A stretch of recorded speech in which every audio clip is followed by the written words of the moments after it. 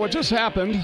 Anyway, Pierre, AI taking over Flagler Live, and the Observer, you won't even have to go into work, Brian. You get it all. Yeah, we haven't really explored much related to AI.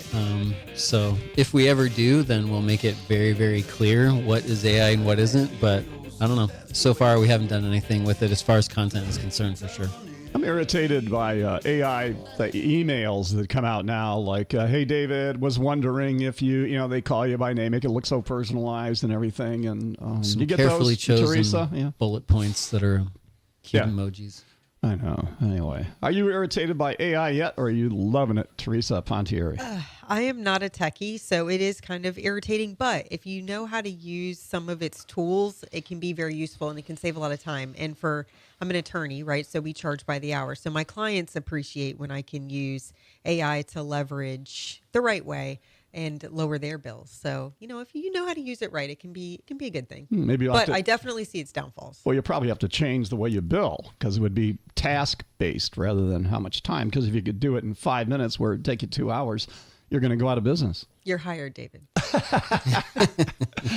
All right. You can just serve that many more clients. I think that's right. what a lot of businesses struggle with. Like, how do you get enough manpower to take on? I mean, I talk to businesses sometimes, and like they don't want to advertise in part because they're already really busy. Mm-hmm. So if they could, if they could do more, they would probably, We have that issue. Yeah, it's a bandwidth issue. Yeah. All right. Hey, Kaiti Lenhart. Haven't seen you in a while, our Supervisor of Elections. Well, good morning, David. Good morning, everybody. Morning. Good morning.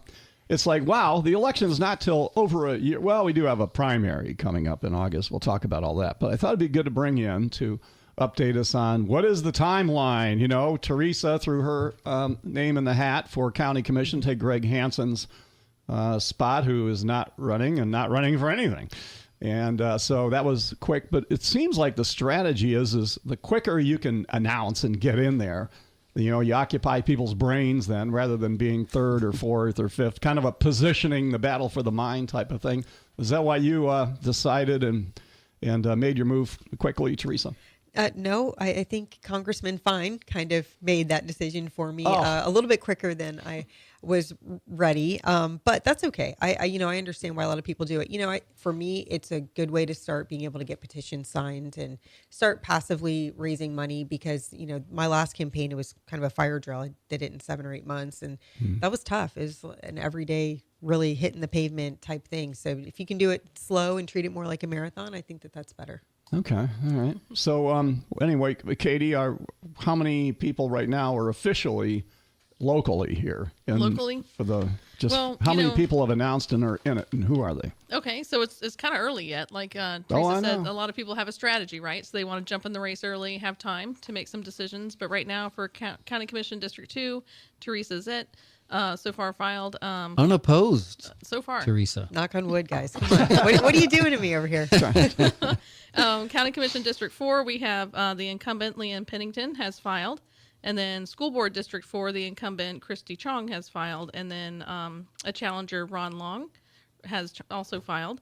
And then we have a couple candidates already for the City of Palm Coast races, District 2 and 3. So for 2, we have Antonio Amaral, Jr., and then Jeannie Whitemoon Duarte. That's District 2. District 3, Ray Stevens has filed.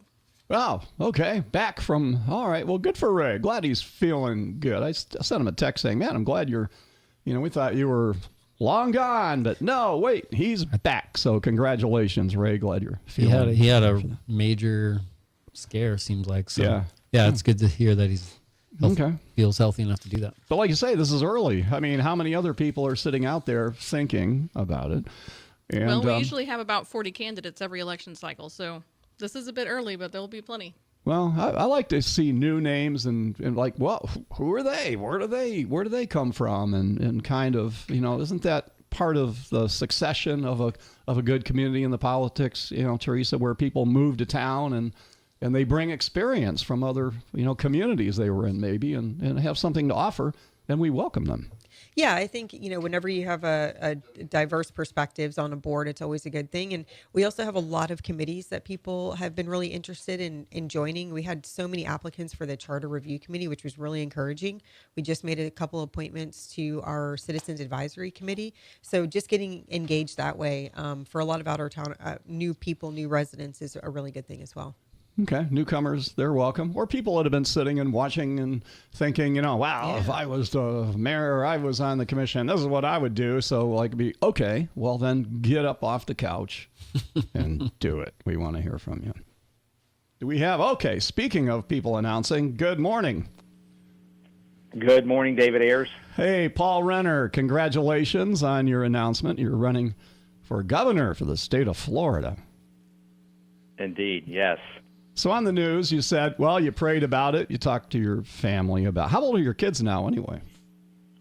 5 and 3. So you think about their future, and I think about that a lot. And that was part of it, and a lot of prayer, my wife's support. She was there before I was, but here I am, and I'm ready to go.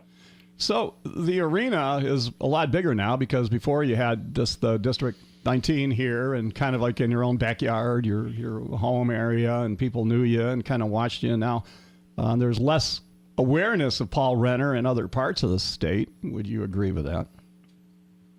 Sure. Yeah, that's true. But in the last 48 hours, I've been in Tampa, Tallahassee, Jacksonville, Miami, Broward. I'm now in, I think it's Martin County, on our way back up the state. And lots of great response from all corners since our announcement. Okay. Well, of course, I got to bring up what you're not going to want is what DeSantis said, ill-advised for what happened. I thought you guys were getting along good. You were rocking and rolling. All kinds of things were passing when you were the House Speaker. And then did something go wrong, or why a different attitude from the governor, I guess? Well, you can't tell the story of the legacy of Governor DeSantis without telling the story of the 2 years when I was presiding officer in the House. It was considered the most conservative and transformational 2 years, really, I think, in Florida history. And I had a lot of great men and women in the House and Senate where I'll give credit for getting that done. I happen to have the privilege of leading them. And so in the end, the governor will come around and support me because I'm the logical person to follow him. And so I'm not worried about that at all. All right. Okay. Well, I mean, if anything, I look at it like it draws attention to you, which is, good, because if he goes, well, I wouldn't, whatever, and be like, Paul Renner, I've heard that name before. He goes, oh, yeah, there he is. So in a way, it could be helping you. Sure. No, listen. Hey, and the bottom line is this race is going to come down to three things. People want to know, who can I trust? They want to know who's got the leadership experience to sit in the seat of governor of the third largest state in the country, and one that all other Republican states really follow as the gold standard, and who's going to deliver results. And so you look at my record.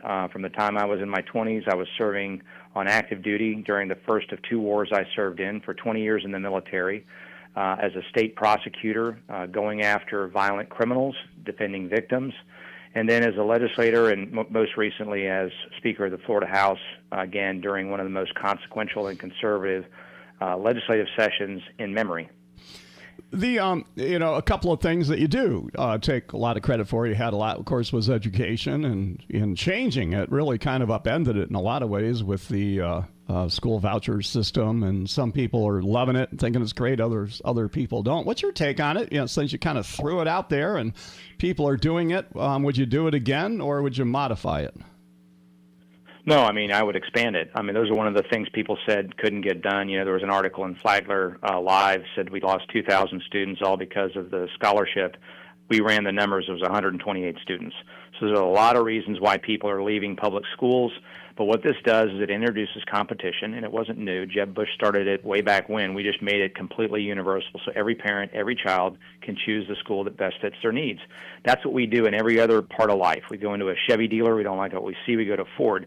Aren't our children more important than that? And so our children should have that empowerment with their parents to go and get the education that suits them, whether that's a homeschool kid, a private school kid, a kid in a micro school, a charter school, or a public school. And we did great things for our public schools in raising teacher salaries while I was speaker and investing in our public schools. And so we'll do that. I'm not a us versus them. We want every child to receive the best education wherever that is.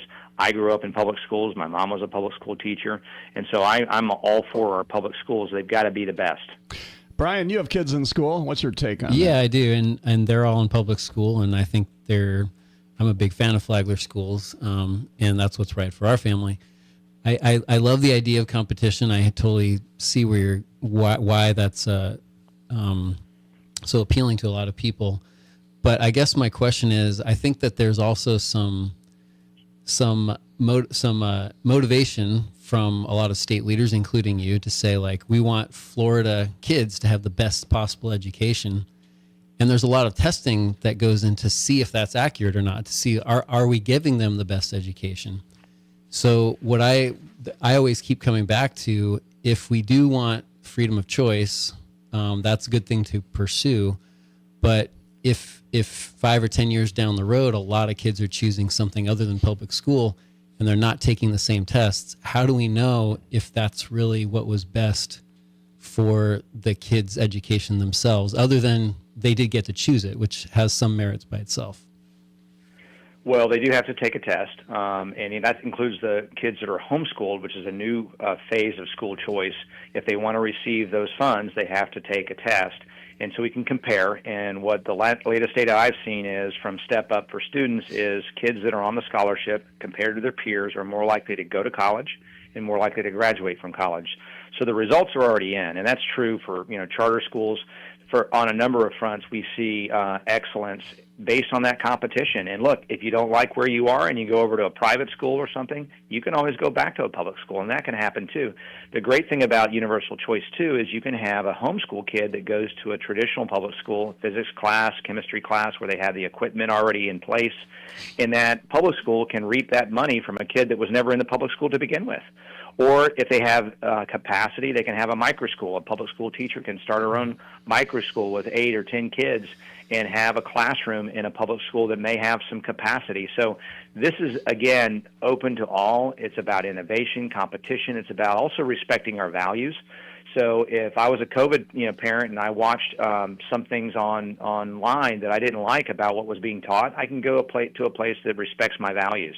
Go to a Christian school or a Jewish school or whatever is best for me and my family and my child. And so this is really about freedom. It's about empowerment. It's why we're the #1 state for educational freedom. But those aren't the only issues. We've got issues of the high cost of living and affordability that we can talk about as well.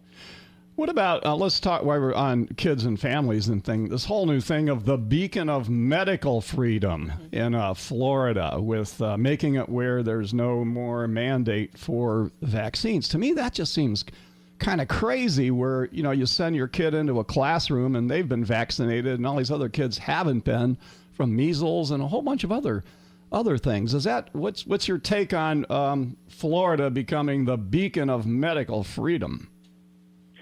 Well, this particular issue is not something the governor has brought up in the 7 years he's been in office, but he did this week. I've had some conversations to try to get, as I always want to hit the right place in policy. Here's what I'll say. We always want to have safe and effective vaccines like polio. We don't want polio coming back or things of that nature. At the same time, I've been a stalwart defender of parental rights.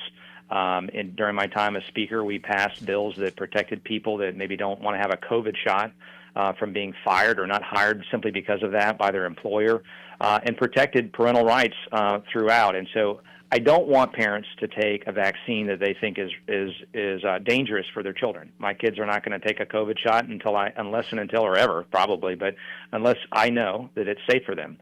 And so in the same respect, the other thing that I've learned is, when I was young, David, you and I, when we were young, we took 10 or 12 shots. Now it's just proliferated to the point where you've got dozens of these shots. And so there's an open question that I think we ought to always be open to researching is that too many? And is it too young? Because a lot of these shots are being done when a baby's delivered. The parents aren't being asked about it. And so there is an open question from people that I trust about that issue. And so we need to be open-minded about it. I don't want to throw the baby out with the bathwater. And what I want to hear from our leaders, too, is that while we want to look at risks of vaccines, whether we're doing too many too soon, that type of thing. I don't want us to get to a point where we're saying things like a polio shot are unimportant, because I know those are important. We don't want that coming back in our country. And I saw in Mexico there was an outbreak of measles and some other deadly disease. We don't want that in our country. And so it's a balance. We want to respect parents. We also want to protect other parents who say, I don't want my kid going with a bunch of unvaccinated kids and maybe getting a deadly disease. Endorsements. How important are endorsements?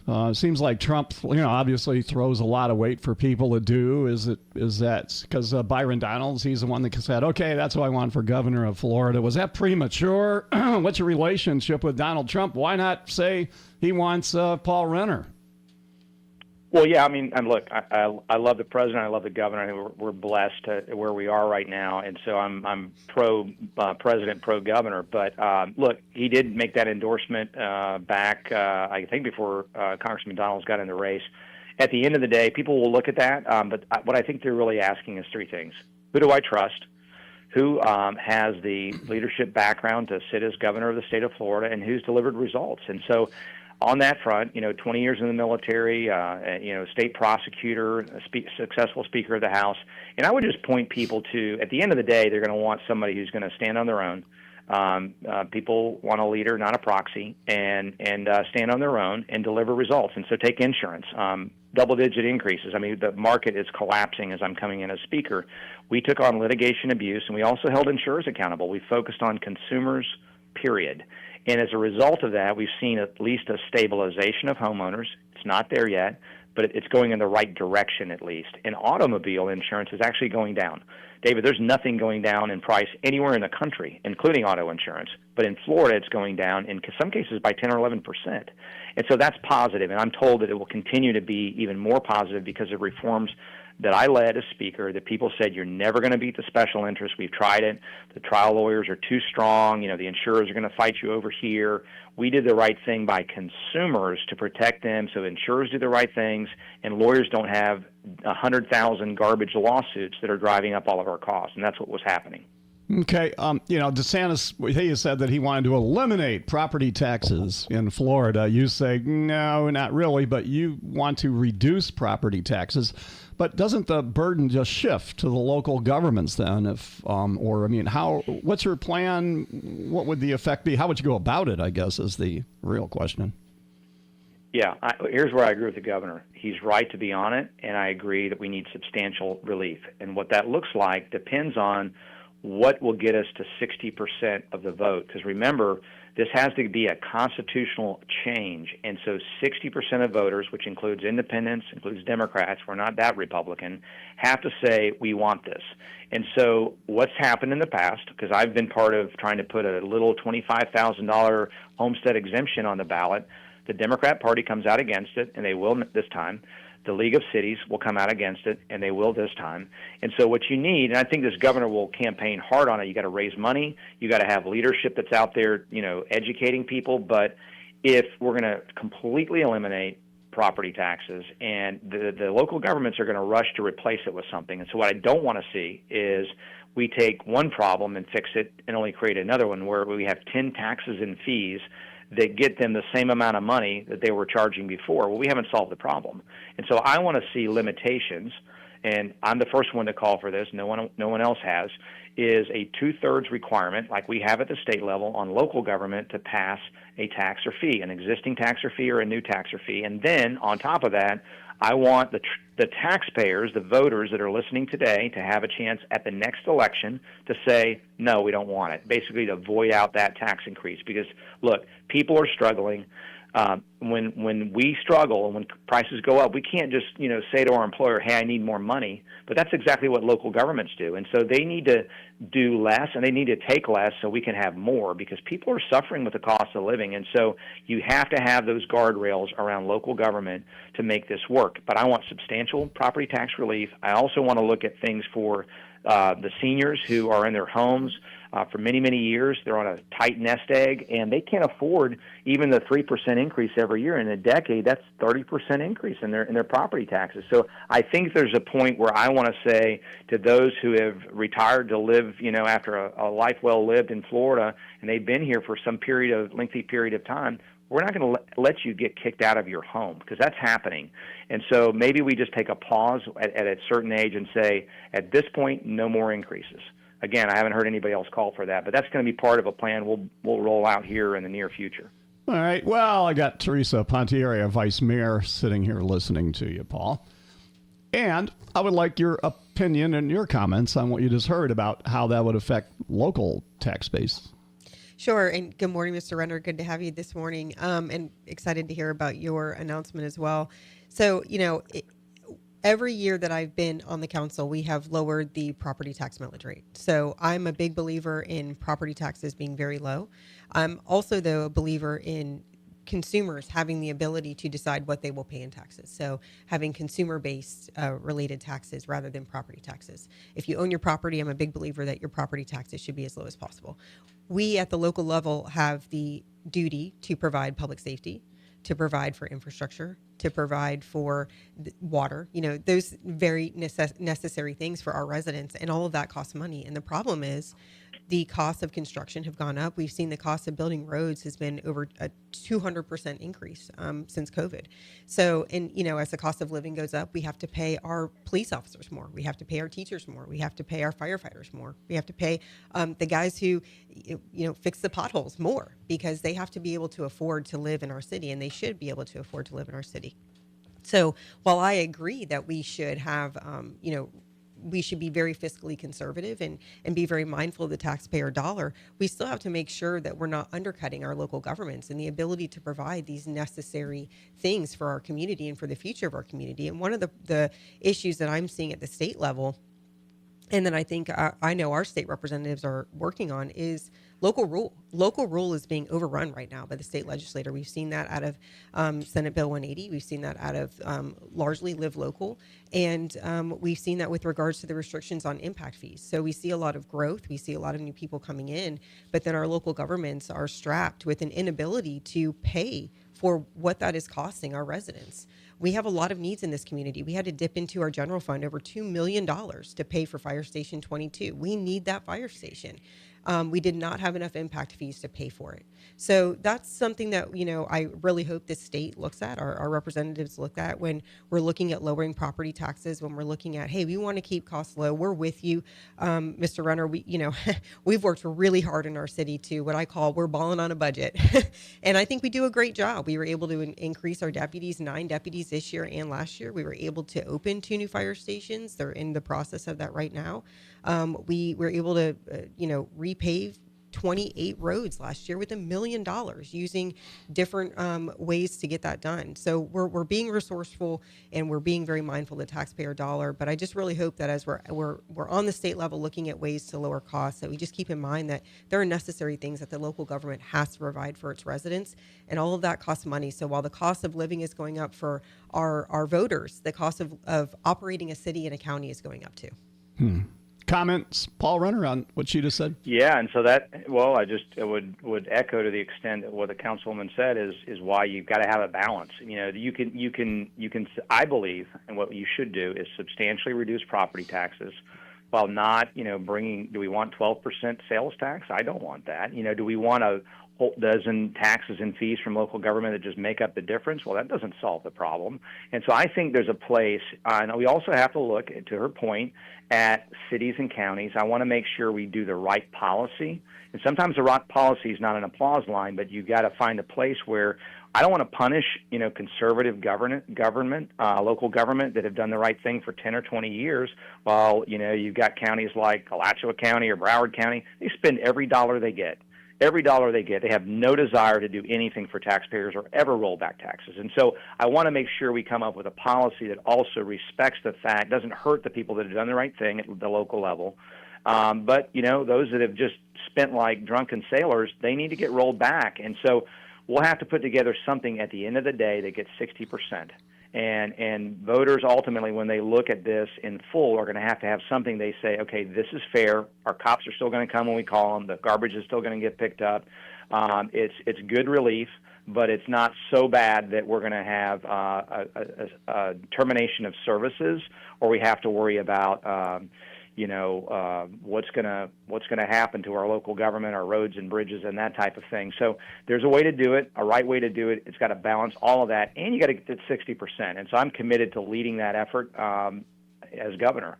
Okay, Brian McMillan. I wonder if it would help with transparency, like on the local level, if like a lot of these things that we're talking about do come out of the general fund, like the public safety and some of the roads. Sometimes there's state funds, but I wonder if it would help to identify what, like, this is the fire millage, that is the police millage, so that way, people know that, like, that's how it's being spent. Because I think a lot of it is like there's a sense that I think a lot of people have that there is a lot of waste in government, but that's a very broad stroke, and some cities might be doing a great job and some might not.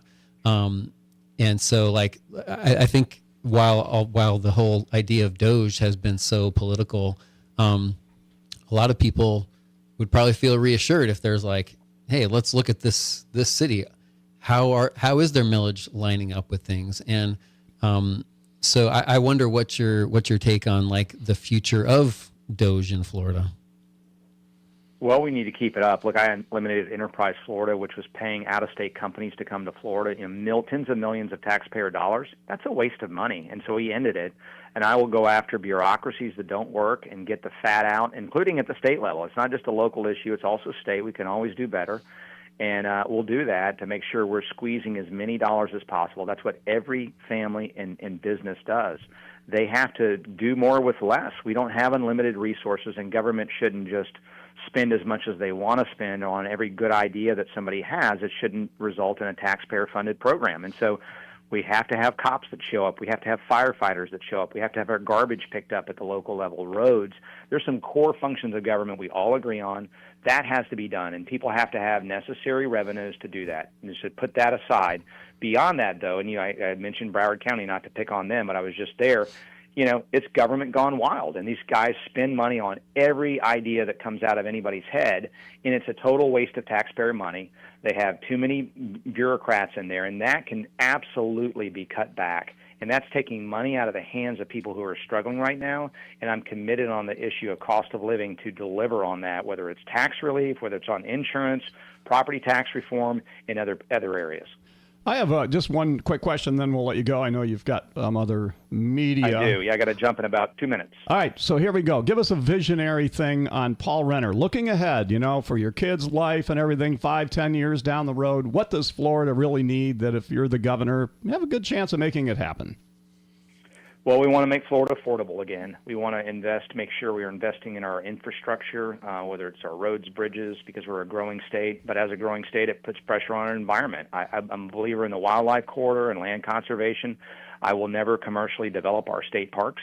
I want to make sure there's a lot of natural space, whether it's our beaches, we can fish and eat the fish we catch. That's very important to me as well.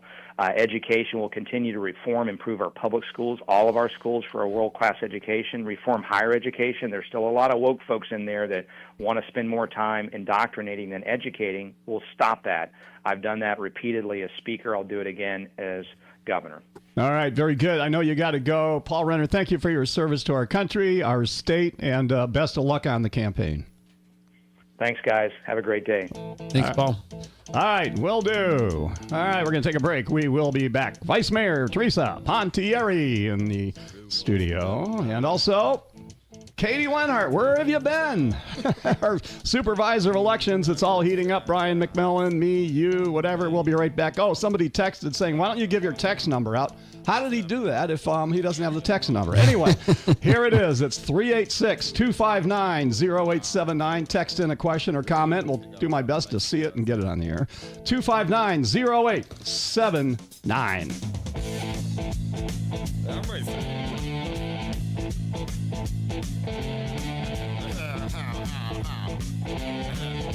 Your do-it-yourself website isn't cutting it, champ. ComcoastWebsites.com builds you a pro site in 14 days or less. Guaranteed. Don't love it? Don't pay. ComcoastWebsites.com, because your website shouldn't look like it was built on dial-up. ComcoastWebsites.com. Tired of waiting for your home to sell? Evolve Property Group is not your average real estate company, specializing in property management and real estate investors, navigating complex sales transactions, maximizing cash flow, managing tenants, rent collection, even evictions. Visit evolvepg.co. evolvepg.co. Don't even think about climbing that ladder. We got a guy that'll do it for you. If you're going to do it right with Benjamin Moore. We've got the professional painters and the best paint. Benjamin Moore, corner of Old Kings and Utility Drive. Palm Coast.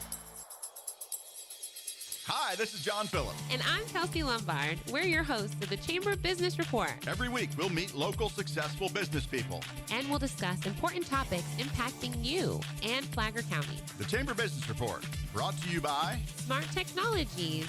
We make business simple. Klein Construction. Intracoastal Bank. Patson Green. The Chamber Business Report on the Flagler Radio YouTube channel. And Saturday morning at 10 on WNZF. Flagler County High School football live this Friday night at 7 on WNZF Radio. This Friday, it's the FPC Bulldogs taking on the Mainland Buccaneers. It's all brought to you by Arctic Breeze, Blinds by Jason, Cash It In Jewelry and Pawn, Flagler Chrysler Dodge Jeep Ram, J&J Auto Body, Basileros Wagner, The Lawyer Dude, Palm Coast Acupuncture and Chiropractic. Catch all the play-by-play action live with Rich Carroll and Mike Licio on 94.9 FM and streaming worldwide on the Flagler Radio mobile app. Friday Night Lights, tonight live on WNZF. It's an away game. Our broadcast crew goes down to Mainland High School in Daytona Beach. If you can't get down there, listen to it on 94.9 FM, WNZF. They do a great job in play-by-play. And even if it's a whole game, you should take the radio and put your earbuds in. It makes it so much more exciting. You know, in going to games and here's my thing now with concerts and football games. I'm not going to buy a ticket if I have to watch it on the TV at the venue. All right, we went all the way out to Red Rocks to see OAR. It was like an awesome experience and everything. And I'm watching the TV screen the whole time after $200 a ticket, and it's like then you look at the stage and you can barely see the people. So from now on, if I can't get close enough to watch it, just like a football game, you're watching it on the. You agree with that, Theresa?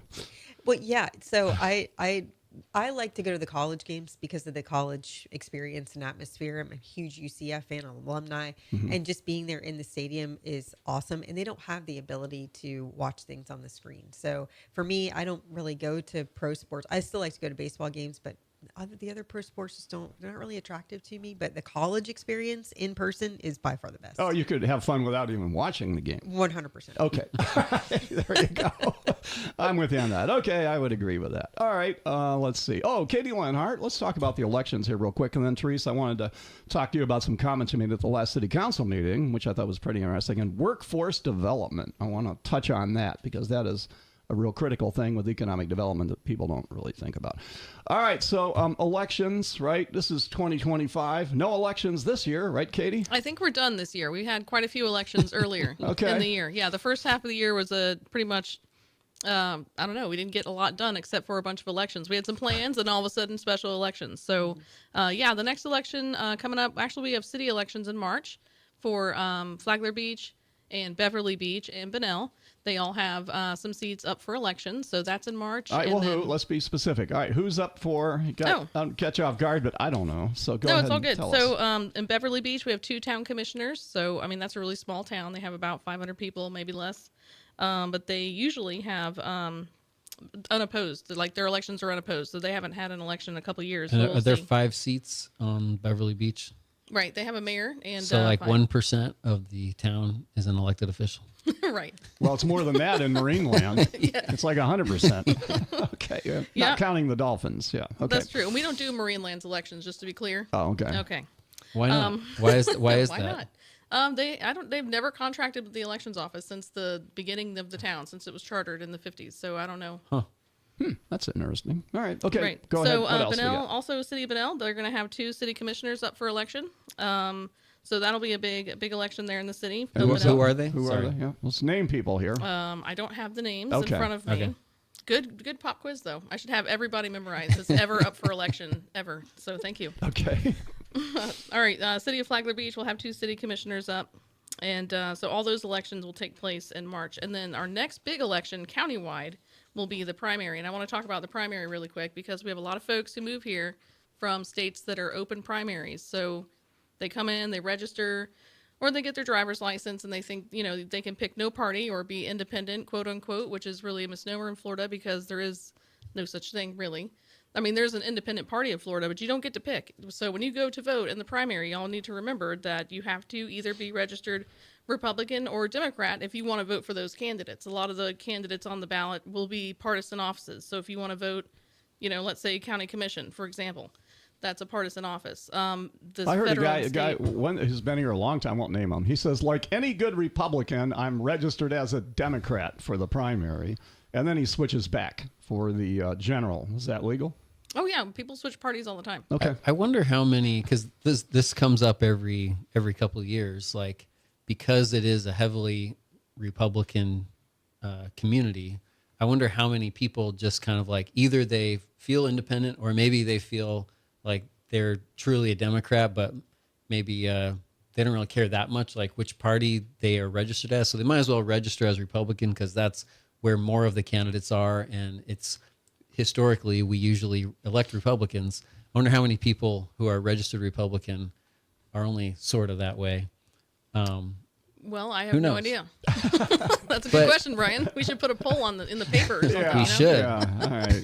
Trying to find an answer for that. All right, what else we got coming? Okay, so the primary. Right. So basically, right, if you're for the primary, you got to be Republicans only vote for Republicans. If you're registered, Democrats, and if you're independent, you still get a ballot. I'm not going to say you can't vote. I just want to make sure that if I'm in front of a microphone and I have the opportunity, I don't want someone to show up on election day or during early voting in the primary next year and say, oh my God, I did not know that this was a closed primary state, because that does happen. And it's really unfortunate because they were really looking forward to voting a certain way and getting the ballot that they expected. And it doesn't happen if you're not registered with the party. So just keep that in mind. I mean, of course, if you're registered with no party, you still get to vote nonpartisan races, school board, and everything else. So, and the city races are nonpartisan. So that's very important. So don't forget that. So if you're registered as an NPA, then you would not be able to vote in the county commission race. That's correct. Yeah. In the primary. Right. In the primary. Yeah. Right. Mm-hmm. Okay. So when's that? Next year, it'll be August 18th. So we'll start early voting early August. Ballots will go out in July. So it's going to be here before we know it. Is 18th early? No, it's pretty standard. Yeah, it's usually the 20th, between the 18th and 23rd usually. What's the deadline for filing to run for office? So that will be in June. I believe it's the 12th of June next year, mid-June next year. Yeah, to run for office. So if somebody's thinking about it, they have the option to either get thousands of signatures or pay the qualifying fee, yeah. Which could be a few $1,000s depending on the race. Right, it's a percentage of the salary for that office. So really, depending on what you want to run for, it could be, you know, a couple thousand or much more. All right, so if somebody wants to run for Palm Coast City Council, you have to live in the district. Yeah, you have to live within the city. Is that really a good thing? Theresa, what do you think? What's your personal opinion on? Should you have to live in the? It seems kind of old-fashioned that would be the case, since, you know, that was like your neighborhood. You know, you would know all your neighbors, and that's who you'd represent. But today, it just seems like it's kind of gone beyond that. What's your take on it? No, I think it is a good idea because it makes sure we're not kind of stacking the deck in one area. And it also, I think, you know, when I drive through my district, in other words, when I drive off on my street and I go down certain ways to get to where I'm going, I have to pass through, you know, stoplights where there could be obstructions, or I have to go down roads where there could be trash. I have to look at things that could be might be overgrown, or you see issues in your district that you can, you know, put a call into staff and say, hey, I see XYZ issue, and so this needs to be resolved. So I think it's good that you're around the things that you govern, and also the people that you govern. I go to Publix and I run into residents all the time. I literally cannot go to Publix without running into somebody in my district, which is great, because I believe that you should see the faces of the people that you affect with your policy making. No, that's a good point. It's kind of like the Electoral College in a way, where it diversified. So if everybody that was on the Palm Coast City Council lived out on toward the beach in the C section or whatever, then that wouldn't be fair to everybody else. So no, okay. You think about how it impact our current beach nourishment plan tax situation if everybody lived in the hammock or on Flagler Beach, or if everyone lived all on the west side. Yeah. So, all right. Well, you changed my mind. Okay, I'm off of that one. All right. Winning. Ding. All right, what else we got here, Katie? So we have the primary. Now, is there going to be we're working on the charter amendment that we're trying to get that together for Palm Coast for the general election, right, in November? Yes. Mm-hmm. Okay, so there will be other issues and. Yeah, there's no telling what could be on the November ballot. I mean, really, our legislature puts things on the ballot. The county wants to put something on the ballot. City's going to have their own charter amendments. I'm just glad that, you guys have moved the schedule forward for that because, I mean, you really should be working from the deadline backwards. I mean, that's how we do elections, right? So you have plenty of time. Let's not waste it so that we don't get into the situation where we're close to the election. It's like, oh, no, what's your last deadline? I don't really want to do that again if we can avoid it. So, and we did. We voted to accelerate that schedule because I agree. It's super important that we really cross every T and dot every I before we hand it off to your office. So in the city charter, which there's been a lot of discussion about, had a lot of controversy about interpretation of vacancies and things with Kathy Hyder's seat. So does there have to be, I mean, if the charter review committee comes back with a lot of changes and the city council agrees that, these should all go on the ballot, does every little change have to be a separate amendment? I mean, what if there's so many that it's could it be here's the new charter, accept it all or accept none of it? Or at what level do you have to have each little change has to be its own separate vote as an amendment? I think that's a good question. So, I mean, if there was, let's say there was 30 different amendments, which is, and my staff is listening to this, and I think they're probably going to actually throw up right now. But let's just say, there were a lot, and we had to try to fit it all on the ballot. That could be a problem. I mean, there should be a reasonable number. And I've seen before, if you remember... Reasonable. Well, we can get into specifics if you really want, but it really depends on what else is going to be on the ballot. You got to remember the Palm Coast amendments are last; they'll go at the very end. So, that could be a space issue. So, if you remember the Constitutional Review Commission, so back in 2018, there were 13 amendments on the ballot, and they kind of combined some things. I remember one was offshore drilling and indoor vaping. Yeah, were the same amendment. So if you liked one, you didn't like the other. And then there's the issue of what does yes mean and what does no mean. So my advice to the council as you're going through this process is be very sure that the language is clear, that people know what yes is and people know what no would mean, what the impact of that is. Because, we get voters that call our office and we shouldn't be having to, first of all, we can't, but we shouldn't be even asked to translate what's on the ballot. So it should be very clear going forward. Yeah, that's helpful. Yeah. So, but you could have usually the ballot is sometimes front and back on 2 pages. Let's not do 2 pages. That's really how are you going to avoid less than 2? How are you going to avoid 2 pages with potentially a lot of amendments? Well, to the charter? let AI edit all the lawyers speak. No. Let's stop. Let's stop right there. There's no AI in elections. Okay, let me be clear. I'm very anti-AI. You didn't ask me earlier. Why are you anti-AI? Okay. Katie? Yeah. Why? Go ahead. Well, it has no place in elections, honestly. I mean, we work with paper ballots. There should be no. You're talking about cybersecurity and the issues and mitigating risks, so you don't want to introduce a risk, right? I mean, also I watched Terminator and I saw how it ended. Oh. So I'm kind of old school. Okay, that's a good reason. Yes. All right, well, so if it comes up with the charter amendment and the committee and everything, and they amend it to change the structure of Palm Coast to where it would be a strong mayor government, would that be a possibility? Not if I have any say over it. I don't think that we have a very, I would say, diplomatic board that is supposed to work together and really deliberate these issues. And there's no power should ever be in one person that way.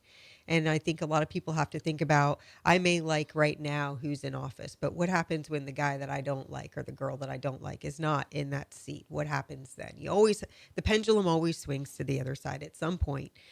So I will, if that comes up, I will be advocating very strongly against a strong mayor system.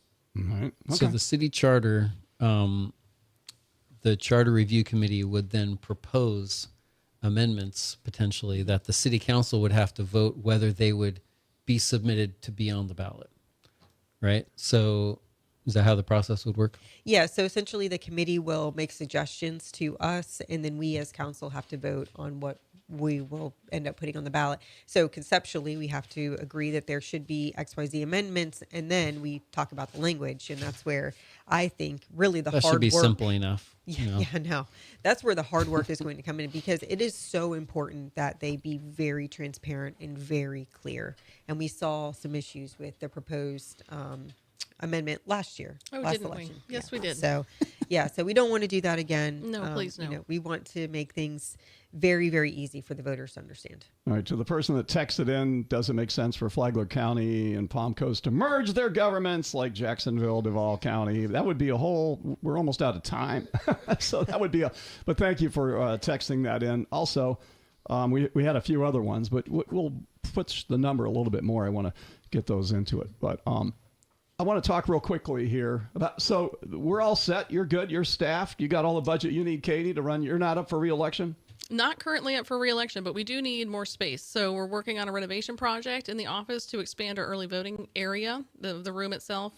We've run out of space in the office. We don't even have panels what do you need left more in the electrical space for? Well, you don't have filing cabinets, do you? No, we do not have filing cabinets, Okay. David. All right. But we do have people and equipment. And so I'll have to move my That's a good question. filing cabinet. Well, Come she's on. not for AI. Sounds No. like a lot of. We have gone paperless years ago. Thank you very much. All right. Anyway, we have run out of space, and it's an issue. We're kind of boxed in, and we need to expand. So I'm working with county administration, finally moving forward. I've asked for more space since 2021 and have been ignored. So I'm very happy to be finally moving forward on that issue. All right. You've been And I got to shout ignored? out. Yes, of course I've been ignored. I run elections. Who ignored you? The previous administrator with the county. I sent them, the request, never got a response to the email. Requested a meeting, never got a phone call back. So it was like, your project's unfunded. Sorry, we're not doing that. Well, obviously the administrator doesn't have to run for office. That's true. Or they would respond to you. Perhaps. All right, here, real quick here, I do want to get some soundbite because Theresa, you brought up at the last meeting the importance of in economic development. We'll do some more shows on this, but you said the workforce development, which comes into affordable workforce housing, and we have business. Everybody's like, we need more business there, we need more industry, we need more, but people aren't going to come here if we don't have a workforce that can work at those places that are skilled and trained for it, or whatever. Right now, are we deficient in a workforce, and why? I don't think we're deficient in a workforce. I think we are deficient in the workforce training and the workforce development, like I said, from the dais. So there is, I think, a misconception that improving your workforce means bringing more people in. That's not what it means necessarily. It means taking the workforce that's currently here and training them, developing them, educating them, and then bringing in industry that will feed into that. So that's why I said it takes a coalition, and I'm hoping that we can form a coalition that involves the chamber, the school district, Daytona State College, some of our large stakeholders like Advent Health, some of our larger employers, because we have a higher unemployment rate in the county of Flagler than the average statewide unemployment rate. That means we are not doing with our workforce what we should be doing in the form of development and training. We're not educating them the right way and we're not bringing in the right employers. So when we see employers that are looking in all these different, economic development magazines, and they're looking, where am I going to put my flag and where am I going to really grow my business? We want to make Flagler County attractive. I'm really encouraged by the formulation of the IDA at the county level. I look forward, hopefully, if I'm elected to that seat, to working with them. IDA, the Industrial Development Agency, I think. Authority, sorry, Industrial Development Authority. Really looking forward to working with them and hearing their ideas. And I've already met with a few of them because there's a lot of really smart minds in that group, and really using their contacts and their resources as well to bring the right type of economic development into the county. So it's going to be a joint effort. Really hoping that we can get this coalition together, because I don't want to see us fall into this trap of we just have to flood the county with more people. No, that's not the solution. The solution is training and bringing in the right industry for the people that we have. Let's employ the people that we have, the students that are coming out of our schools. Let's give them skills to be successful in our county. Okay. All right. Okay. Very good explanation. There wasn't a lot of explanation to it at the council meeting, but I could tell it was a priority of yours. Yes, I feel very passionately about it. And I have really, really pushed economic development on the city council level. We actually this year are finally putting in over $1 million worth of economic incentives to really drive business here to the county. And I think that that's going to be a really positive thing. So bringing in the right industry, encouraging them to choose our county. Well, we kind of have an unscientific kind of litmus test on how that's what Free for All Friday is all about. I know. You can't unscientific as possible. But we deal with a lot, just like you do. We deal with a lot. We have everything from automotive and real estate and healthcare and all that. And overall, people say, "What's the economy doing in Flagler County?" I think it's okay. Nobody's killing it, but nobody is doing great either. And there's a lot of anticipation for fourth quarter for things to get better here in Flagler County. That's what I'm hearing from the streets. What's your take on that, Brian? I also think, there's a lot of kind of middle. I don't know how else to describe it, but I think that it seems very challenging to do a targeted workforce development unless we know what skills people have right now that and who's looking for more skills. So I'm sure that that kind of like coalition idea sounds like a really good idea. I kind of wonder like how much businesses that are coming to town, even if it's not a concrete batch plant, how much they look and see like city doesn't want that business, city doesn't want Belvedere's, and I know those come with like a lot of concerns for a lot of people. But I kind of wonder how much that makes it look like, okay, maybe Palm Coast isn't like the most open for business type of place. How do you send that message without saying, okay, anyone who comes, we're going to do whatever you need? Well, I don't think that we need to have the mindset that anybody that comes, we're going to do what you need, because we should be thought of as a very highly sought out county and city to live, work, and play in. And we're a great place to live, work, and play. And so I think that we need to, I've said this before, the type of industry needs to be on brand for our city and for our county. What does that mean? That means, I think, a lot of healthcare, light industrial, ecotourism, tourism in general, sports tourism. Those are the things that are really good for our city and our county. And by the way, that's how we pay for the beach. If you look at other cities and counties and how they pay for their beach construction, their beach renourishment, maintaining their beaches, it is through tourism dollars. If we can bring in more economic development in the tourism arena, we will figure out how to pay for our beach. So it all coincides with one another. Do we need more hotels? I think that we do, but the right type of hotels and in the right spaces. Obviously anytime you're doing development, you need to make sure it's done right. But yeah, I think we do need more hotels. Hey, right now there's a business expo going on in Palm Coast. Lacey Martin, are you there? Yes, I am here. All right, we're talking about the state of business in Flagler County, Palm Coast. You're out there at a business expo. What's going on? What's the temperature? I am at the Southern Recreation Center here on Belterre. You can come out till 12 o'clock. There's so many amazing businesses showcased inside for PWFC. They're showing all kinds of things. You can come around. You can get flyers from people, giveaways. There's incredible businesses here. So it's a great time. We're here till noon. You can stop by, say hi. The radio's here. We're all here. Okay. All right. Well, hey, thank you for that report. I actually called you because I wanted to promote your 9/11 event next week, which would be before our next Free for All Friday, and I love you for your dedication to making this thing grow. So go ahead and let's give a plug to the. Tell us what's going on at Hammock Beach Resort and Lacey Martin and 9/11. Yeah, so come on out this Thursday, September 11th, for the 24th anniversary of 9/11. We're going to have a memorial. There's a ceremony at 8:15. This is the 5th year this has been going on at the Hammock Beach Golf Resort and Spa. It's an absolutely beautiful tribute. There's going to be a national anthem, bagpipes, moment of silence, student speeches. The schools are heavily involved. We have students participating. It's just so special and truly meaningful to come out. And, some people don't know how to pay their respects, so you can come out and just enjoy the ceremony. You can watch the first responders climb the 110 flights of stairs, and each climber will carry a chip with them with the faces and names of a fallen first responder from 9/11. And once they're completed, they'll place it on an American flag, and they will have then completed the 110 flights of stairs. So we invite the public to come out. There's no cost.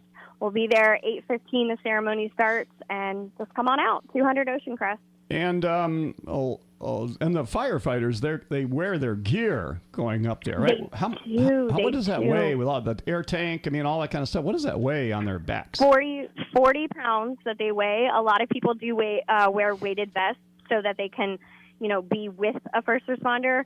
But yeah, 40 pounds, and they go up and down doesn't count. So it's quite a trying event, and it's very powerful. Well, thank you for starting that, doing it, developing it, and promoting it. That's a really cool thing. Yeah, no, my pleasure, and I hope to see everybody out there. All right, very good. Theresa, anything for Lacey or Kaiti or Brian before we let her go? Just want to thank you, Lacey, for doing this event and for bringing awareness to this. And it's a good community event, and just really, God bless everybody that participates and all the families that sacrifice every year for our city, our county, and our country. Yeah, I think it's a real highlight and a tribute to what, to your dedication to it, and most importantly to everybody who is affected by it. And it's something that, like, as a community, as a nation, it's a way that we can kind of all remember and kind of like mourn together, which is what a community is all about. So thanks for helping make that happen. Absolutely. Okay. Absolutely. All right, Lacey, thanks a lot. Have fun out there. Tell everybody hi. Thanks. I will. See you soon. Okay. All right. We got to wrap it up. We're way over time here. But Kaiti Lenhart, final words of wisdom. All right. Final thoughts. I just want to thank my staff. Shout out to everybody, our poll workers, my staff in the office. The 2024 election was wild. 83% turnout. Half the county voted early in 2 weeks. It was a lot. And then our special elections, they were amazing, and they did a great job. So I have a microphone. Just wanted to say hey, and thank you all of our poll workers, and thank you to my staff. And I hope you get your big executive office you're wanting. Yes. Okay. Yes. Vice Mayor Theresa Pontieri, words of wisdom. So I just want to do a shout out to the City of Palm Coast Fire Department. We did the steel beam ceremony for Fire Station 22, where we laid the final steel beam. It was a really cool ceremony. We all got to sign the final steel beam that was put on the building. This is just a landmark event for us, and I'm just super excited. And I have to say, our fire department just does it right. They do so many things in our community every single day that we don't hear about, that there's truly a lot of unspoken heroes in that fire department. And I think it starts with leadership from the top down. So thank you to the fire department. Thank you to City Council for funding that fire department, that new fire station. And it's going to be a really good thing for our community and our residents. So just super excited and want to thank them. Have you ever had Kyle Berryhill's secret chili recipe? I have not, unless he's cooked it for the chili cook-off, because I do go to the chili cook-off every year. Well, he is because, Tucker got beat 3-4 years in a row. Yes, I know. And so we're bringing in the heavyweights here. Bringing the big guns. We're bringing in the Palm Coast first responders to go up against Staley. Of course, Chief Tucker says that Staley cheats. So he's going to give Berryhill some insight into how to keep him from cheating, but that'll be at the Creekside Festival. Coming up October 4th and 5th. So that'll be awesome. Anyway, so Kyle, I'm betting on you, buddy, to make that Firehouse Chili come in and take that big trophy. Yeah, let's make it happen. Out of Staley's office. So we'll see what happens. I'll probably be in trouble now. Okay. Yeah, Brian. The Observer doesn't take sides in anything, even chili cook-offs. So good luck to everybody. But I want to kind of just quickly mention with Paul Renner coming on, I think whatever you feel about, the politics, I have a lot of respect for his, he has principles and he sticks with them, and he's very innovative and focuses on policy issues. And I think that that's kind of refreshing. And so, whether people agree or disagree with his politics, I think it's great to kind of like have somebody who has a heart for what he's doing. So best of luck to him, and thanks for making our elections run smoothly every 2 years. Thank you. All right, football tonight, live on WNZF 94.9 FM and streaming on your cell phone and all that kind of stuff. And so let's cheer on the FPC Bulldogs tonight down in Daytona Beach. Have a good weekend. Be safe. I hear